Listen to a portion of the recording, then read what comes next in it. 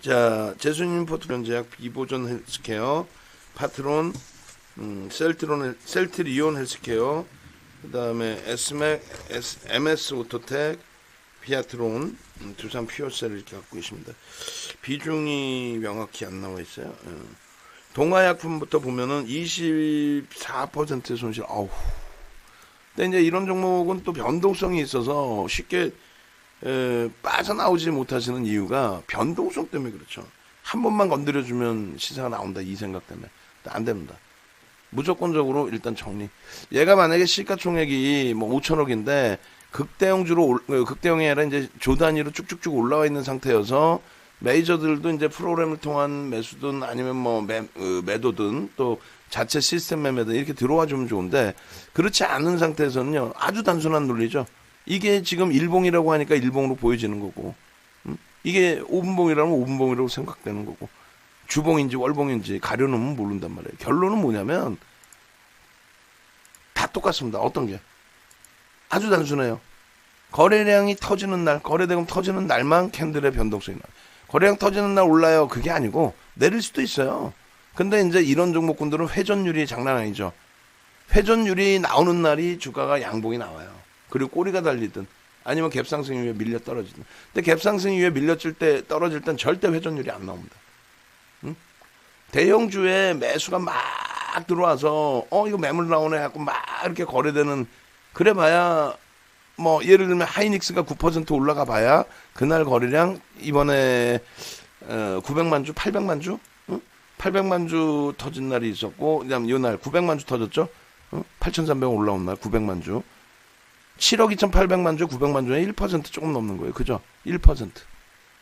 근데 이런 그 동아약품 이런 거는 거래량 터져버리면은 무슨 뭐 상장 주식수보다 더 터질걸요, 아마? 예? 그렇게 알고 있는데 한번 볼까요? 투자자별 동향에서 보면 많이 터진 날이 몇 주 터지나요? 1,000만 주, 1,100만 주, 2,700, 2,800만 주짜리인데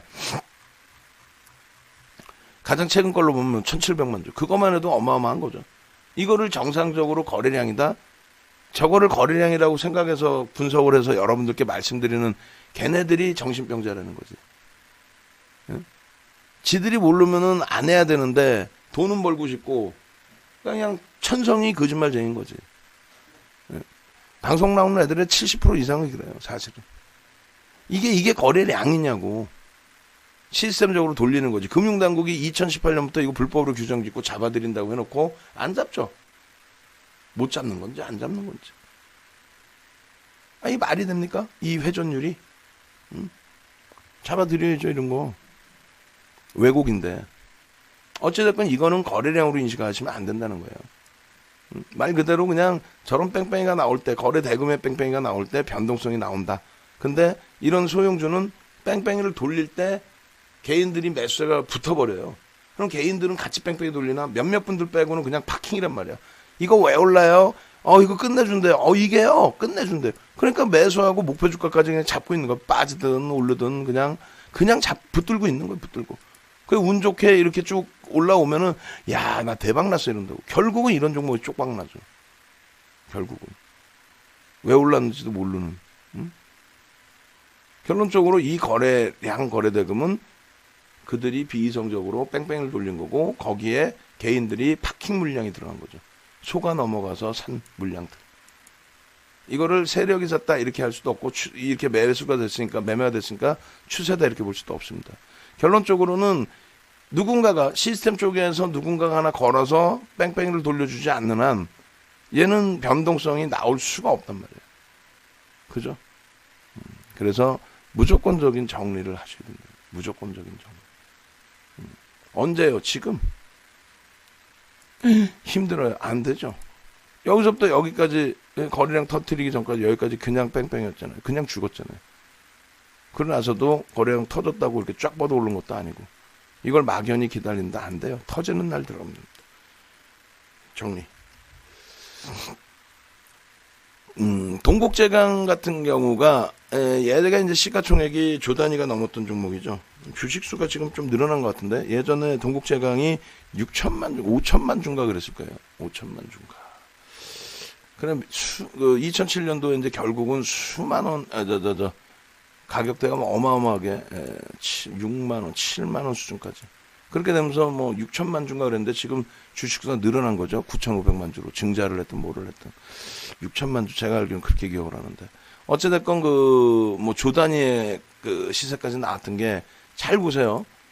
시장이 간다고 가는 게 아니고 이런 때는 시장 수익률 뭐 좀 넘기든가 뭐 그런 관점이에요. 무슨 얘기냐면 2003년도 512포인트 찍고 이제 시장 2004년까지 올라올 때 그럴 때 올라왔다가 조정을 받죠. 왜 조정을 받아요? 중국이 긴축한다는 내용 갖고 조정을 받습니다. 그러나서 이제 움직이는데 사실상 그 7,700원부터 여기까지 올라온 거는 시가총액이 가벼우니까 숭숭숭 올라온 거고 포스코는 시장 수익률 조금뿐이 못 넘겨요. 왜냐하면 철강 업종에 대해서 얘도 후판을 만들죠. 그 조선업 호황에 의해서 간 거예요. 조선업 호황에 의해서. 근데 얘가 후판 가격을 막 올리게 되면 조선 업체들이 힘겨워지죠. 가격 경쟁력에서 밀리죠. 그러다 보니까 이쪽의 흐름에서는 제한적으로 대처를 한단 말이에요. 정부 관계자, 조선 관계자 이렇게 다 모아서 후반 가격 어느 정도 조정을 하자 뭐 이런 식으로. 결론적으로 이제 비이성적으로 올라왔던 부분은 업황이나 철강의 기준이 아니었고 올라왔다가 이제 다시 조정을 받고. 그러니까 본격적으로 2007년도에 철강업체가 폭등이 나오는데 이 당시에는 못된 짓거리가 더 많았죠. 그러다 보니까 조선주의 오버슈팅도 저자리. 특히 이제 현대중공업. 누구예요, 현대중공업이? 정몽준 회장이죠. 선거 앞두고. 희한하게 막 폭등이 나와요. 포스코는요. 포스코도 정부 입김이 지금까지도 들어가는 업체죠, 사실상. 포스코의 주가가 비이성적인 폭등이 나와요. 그게 이제 좋게 표현하면은 철강업종은 맨 끝에 움직인다.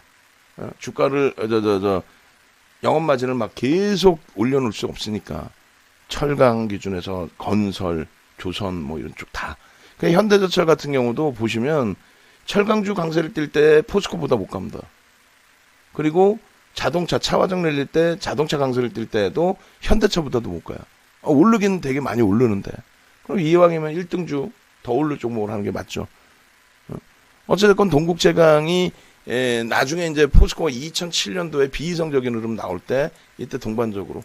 그 다음에 이게 이제 윗골이 달린 이때가 2007년 10월이잖아요. 10월 2일 날 역사적인 일이 나죠. 어떤 거? 고 노무현 대통령과 김정일 위원장 악수한 날이 10월 2일입니다. 그때 정확히 포스코를 갭상승 6%로 만들어 놓은 다음에 갭상승이 아니라 6% 갭상승 이후에 장중 시가총액 2위짜리를 6%까지 땡겼다가 마감 동시효과에 6%를 들어올려요. 아무 이유 없이. 그렇게 해서 그날 종가를 지수 종가를 사상 최대치 종가로 맞춥니다. 역사적인 날. 무슨 날인데? 2차 남북정상회담입니다. 아주 못된 짓거리들 아주. 그러나서 그게 고점이에요. 그리고 중간에 주가 오를 때 포스코에 대해서 그때 당시에 포스코의 수장이 누구셨죠? 이름도 이제 저도 까먹는데 그분이 언론 플레이를 3번을 합니다. 적대적 M&A에 대한 우려감. 포스코. 왜? 외국인이 적대적 M&A 할 수 있대. 외국인은 죽어라고 팔고 있을 때예요. 왜?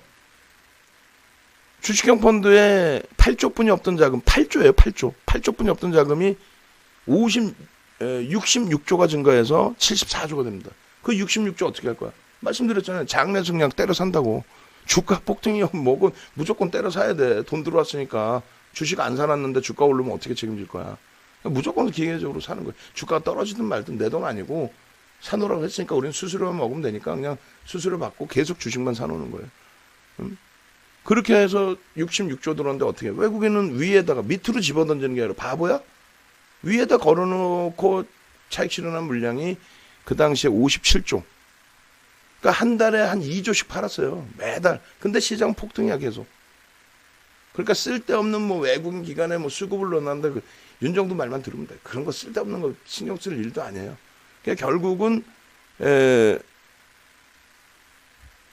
외국인들이 죽어라고 포스코를 팔고 있는데 외국인 지분이 뚝뚝 떨어지고 있는데 이구택 회장 나오셔가지고 와 이거 적대적 M&A. 아니 외국인이 팔고 있는데 무슨 개뿔이나 외국계 적대적 M&A야. 그러다 마지막에는 오픈을 해버려요. 그 당시에 미셀인가? 아니 세계 철강업체 M&A를 해갖고 1위로 올라선 업체가 있어요. 근데 공개적으로 그 업체가 포스코도 먹으려고 한다. 그때 포스코가 2위인가 3위인가 그랬는데 그러니까 그쪽 업체에서 공개적으로 반발을 합니다. 야, 우리 주주들이 봉이냐? 우리 주주들이 지금 막 그거 갖고 소송 건다고 난리가 났다. 왜 루머를 퍼뜨리냐? 2번 다시 그런 얘기하지 마라. 우리 포스코 인수 안 한다. 공식적으로. 농담하는 게 아니라. 그러니까 주가가, 그러니까 지금 우리끼리 얘기하는 거예요. 우리끼리 얘기하면은 그때 현대중공업과 포스코에 정치자금 들어왔다라는 거지. 뭐 제 짧은 생각에는 이 오버슈팅이 말이 됩니까? 뭐 동국제약뿐만 아니라 포스코에. 포스코 보세요. 이 오버슈팅이 말이 돼. 이 가파른 각도가 멀쩡하게 이렇게 가다가 시장 수익률 조금 넘는 수준으로 가다가 이 각도가 말이 됩니까? 선거 앞두고 현대중공업 멀쩡하게 있다가 선복과잉 다 수주 다 끝나고 이제 선복과잉으로 접어든 그 시점에 한국조선해양이죠. 지금은 이게 말이 됩니까? 저 각도가 시가총액 포스코가 2위, 현대중공업 시가총액 3위 저렇게 땡겨버렸어요. 막판에. 근데 웃기는 거는 외국인은 다 팔고 있었고요. 기관들도 별로 사지도 않았어. 매집이 안 돼 있는 상태에서 저렇게 때려 올린 거예요. 매집이 안 된 상태에서. 그러니까 더 지저분하다라는 표현을 하는 거죠, 사실은. 어찌됐건 결론적으로 철강은 분명하게 말씀드리지만 업종 자체가 시장 수익률을 넘길 수가 없어요. 뭐 낙폭과대에 대한 되돌림의 흐름은 나올 수가 있는데 시장을 주도해서 갈 수 있는 거는 마지막 자락입니다. 그 앞전에는 때려 죽여도 시장 수익률. 왜? 철강 가격을 그렇게 마음대로 못 올린다니까. 네? 그래서 그러한 부분들을 염두를 해두시고 대처를 하셔야 되는. 포스코 동국제강의 경우는 뭐 어찌됐건 뭐 시세는 분명히 나올 거라고는 보는데, 예? 그 동생분이 운영하고 계시죠. 형님 되신 분이 이제 원체 또 사건 사고를 많이 일으키셔가지고, 근데 우애는 좋은 것 같아요. 동생분이 장세주 회장님이신가요? 마이간에 잘 운영을 하시는 것 같은데 시장 수익률 조금 넘는 수준으로 해석을 하겠습니다. 일단은 어차피 합류하셨으니까 정리. 현대차는 아까 설명을 드렸고, 진원생명과학도 우리가 이 종목도 문자 사인까지는 안 드렸지만 교육은 다 해드렸어요. 이 수익 뭐 다 잡아먹을 수 있는 이런 거 뭐 키리우스 같은님, 양규님 놓치시지 않지 뭐. 거래 터지고 올라오는데 이거 못 듣다부터 이거 지금은 원체 대형주에서 신나니까 안 들여다보죠. 이 당시엔 그냥 다 드리잖아. 문자까지 아니더라도. 자, 갭상승 7.8%입니다. 거래량 터져 있습니다. 거래대금 수반됐죠? 따라붙을 수 있습니다. 얼마까지? 15% 상승까지. 엄마 축하합니다. 상한가입니다. 절반 이상 차익 실현하시고요. 안 가져가요. 그 다음날은 자, 9% 갭상승입니다. 얼마까지 따라붙을 수 있어요? 15%까지. 양봉에 거래대금 터졌네요. 매수 상한가. 아유 축하드립니다. 계속. 여기서는 마찬가지예요. 그렇게 해서 꼬리 달릴 때 차익 실현해야 돼. 기술적으로만 보는 거예요. 근데 이거를 진원생명과학이요, 백신이요, 지금 정부에서요, 정책적으로요. 그러면 때려 죽여도 못 파는 거죠. 저 고점에서부터. 그잖아요. 뉴스가 재료인 것처럼 생각하는데 어떻게 팔아요? 가지고 갔더니 더 오르더란데. 응? 지금도 붙들고 있는 사람들은 그거란 말이에요. 야, 이거 한 방이면 돼. 한 방은 무슨 뭐 끝났지 이제. 코로나19 백신 나와서 이제 뭐 다 끝났고. 진원생명과학이 그것에 대한 연동성을 갖고 있지는 않고, 매출 400억짜리야. 1조를 넘겨. 대주주 지분이 8%예요. 주인도 없는 회사가 무슨 뭘 어떻게 하겠다는 거야. 진보 정부에서 숨 좀 쉴 수 있겠지만은 정리 쪽으로 말씀드립니다. 한솔그룹주들도 참 한솔케미칼 같은 경우에 지금 1조 8천억인데 한솔재지가 그룹을 다 매겨 살렸죠. 한솔재지가. 근데 못된 짓거리를 한다는 게 뭐냐면 한솔재지 돈 잘 벌고 있는데 그 돈 가지고 주주 배당을 하든지 주주 환원 정책을 해야죠. 이 못된 사람들이 그 돈 가지고 한솔건설에 적자를 메꿔주질 않나, 증자 막 참여해주고 아주 못된 짓거리지. 대주주만 터지는 거고. 아유, 하여간에 뭐 다 떠나서 뭐 안 그런 그룹이 어디 있어요. 다 떠나서 거래대금이 너무 없죠. 회사가 좋건 안 좋건 우리가 들어갈 수 있는 거래대금이 아니에요. 몇십억 이렇게 되면. 그래서 개별 매매는 하실 수가 있는데 뭐 전체적으로 들여다보기 어려워요. 그러니까 개별적으로 가지고 가실 수 있는데 그 부분은 제가 판단할 땐 시장 수익률로 놓고 보고 싶습니다. 결론적으로 정리.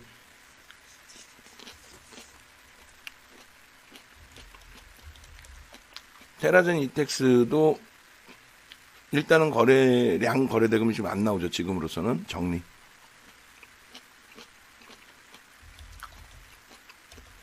셀트리온 제약은 이제 순환성 때문에 삼형제 중에서 이쪽이 뭐 더 먼저 강해질 수도 있고요.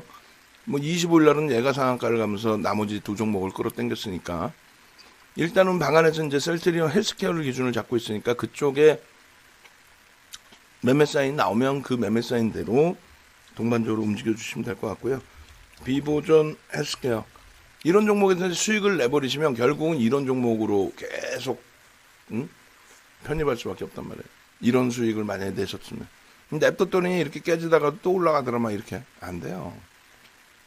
거래량 안 터지면 들여다볼 수가 없습니다. 뉴스 내용 가지고 변동 나오는 거에 대해서 신뢰도 가져갈 수 없어요. 정리.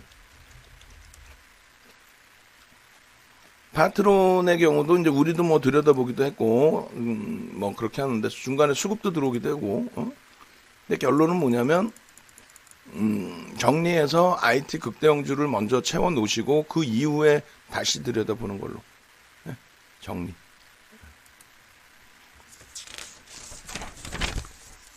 셀트리온 헬스케어 조금 전에 말씀드렸고 시젠 쪽도 정리. 나중에 이제 시젠이 왜 안 되는지 실적 좀 되게 좋다는데요. 좋은 건 알겠는데 코로나19 이제 잠식되고 나면은 그러면 이제 어떻게 할 거야? 정리입니다. 정리. S맥 정리인데 이렇게 거래량이 뭐 1억 주씩 터진단 말이에요. 그럴 때 들어간다는 거예요. 개장 초에 1억 주 터지려면 개장 초에 막 100만 주 동시효과에 막 터져야 돼요. 그렇게 안 되면 안 돼요. 정리. MS 오토텍도 엊그저께 뭐 방안에서 말씀을 주시고 막 했는데 얘도 정리입니다. 왜냐면 다른 거 다 필요 없어요. 거래량 터지는 날만 들어가는 거예요. 그 기준 거래량 뭐 예를 들어 4,500만 주 이렇게 잡아드렸잖아. 3,000만 주 이렇게 잡아드렸잖아. 3,000만 주가 안 터지는데 왜 붙들고 있냐 이거예요. 3,000만 주 터지는 날 들어간다는 거예요. 정리. 비아트로. 얘네들이 뭐 뉴스라고 표현도 안 하죠. 재료가 있고라고 표현하죠. 그게 뉴스지. 심리고 그 뉴스 공시 나오는 뉴스도 아니고 주요한 아주 중요한 내용은 무조건 공시를 하게 돼 있습니다. 공시를 안 하고 중요한 건데 뉴스만 내보냈다? 그럼 불법이에요. 말도 안 되는 내용이에요. 정리. 비아트론도 죄송합니다만 정리. 거래가 터지면 들어가십니다. 거래량도 없잖아. 어떻게 하려고 그래. 두산 피오셀도 정리. 우리 입장에서는 두산 피오셀도 거래량이 이제 터져주면 그럼 다 정리하면 난 어떻게 하느냐. 주력주만 편입하시면 돼요. 주력주 뭔데? IT 70%까지 채우세요. 뭐를? 삼성전자, 하이닉스 둘 중에 하나. 삼성전기, LG전자 둘 중에 하나. 어느 게 유리한가요? 똑같습니다. 가벼움으로 따진다면 삼성전자보다는 하이닉스가 가볍죠. 지금 주가로 따진다면은 삼성전자의 주가가 좀 더 유리하죠. 왜 하이닉스 빵빵 치고 갈 때 이제 삼성전자가 먼저 고점 뚫었고 그 다음 하이닉스가 쫓아왔는데 삼성전자가 잠시 주춤거릴 때 하이닉스가 한 단계 더 치고 올라갔죠. 그 다음에 이제 다시 이제 뭐 삼성전자 쪽이겠죠. 근데 변동성으로 따질 때는 하이닉스. 그럼 삼성전기하고 LG전자 어느 게 좋냐? 삼성전기가 우리는 비중이 가장 높아요, 사실은. 예? 근데 이제 일단 사상 최대치 고점 찍고 잠깐 숨고르기고 LG전자는 아직까지 10만원 미만이란 말이에요. 아직까지는 10만원 미만이면 30% 비중 채울 수 있다는 거예요. 이제 다시 스타트를 잡은 거니까. 그렇게 해서 IT를 다 채우면 그 다음에 들어갈 수 있는 건 뭐예요? IT를 다 채웠을 때 그 다음 볼 수 있는 게 자동차 그리고 금융, 지주 그리고 뭐 화학을 한번 다시 재편입을 고려. 넷마블은 안타깝지만 일단은 관망.